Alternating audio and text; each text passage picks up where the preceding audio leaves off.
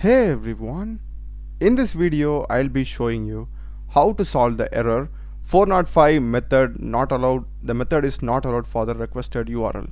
So I'm getting this error when I hit my post operation as well as get operation from Postman in my Flask code. So let's begin with the solution. First let me solve the post operation error. So this one. So I'm just trying to post name and mark over here and I'm hitting the path /add student. So if I go to the code, here you can see I'm having the @app route and I'm having the path also. So the mistake that I have done is I haven't added the method definition. So basically whenever we create a path in Flask, we need to also define what type of operation this particular function in this path is going to do. So this could be post, put, fetch or delete. So I am not specifying that path over here, and I guess by default it will be taken as a get operation if we don't specify the method for a route. So just define the route to the function and put here a comma. It's going to be methods equal to, since this is a post operation, I will do with post.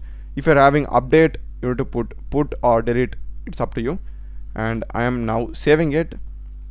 Let me just stop it, rerun it, and if I just send it, alright. Now let me show you why you are getting this same error for get or any other operation. Okay, so here I am having a get function.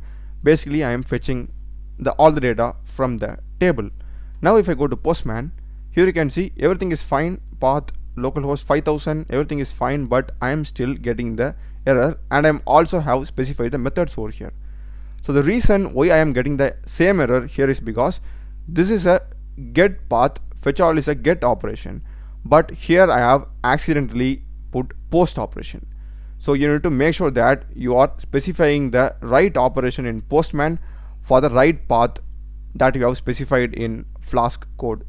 So I will just change this to get, and if I just send it, this time I will be getting the data without any errors. So these are some of the common ways how you can solve this issue. I hope you would have found this video useful. Do check the playlist of my channel. I've done a lot of videos in CRUD operations in Node.js, Spring Boot, Flask, in MySQL, MongoDB and PostgreSQL database, along with AI APIs and tools. Subscribe me. Thanks for watching.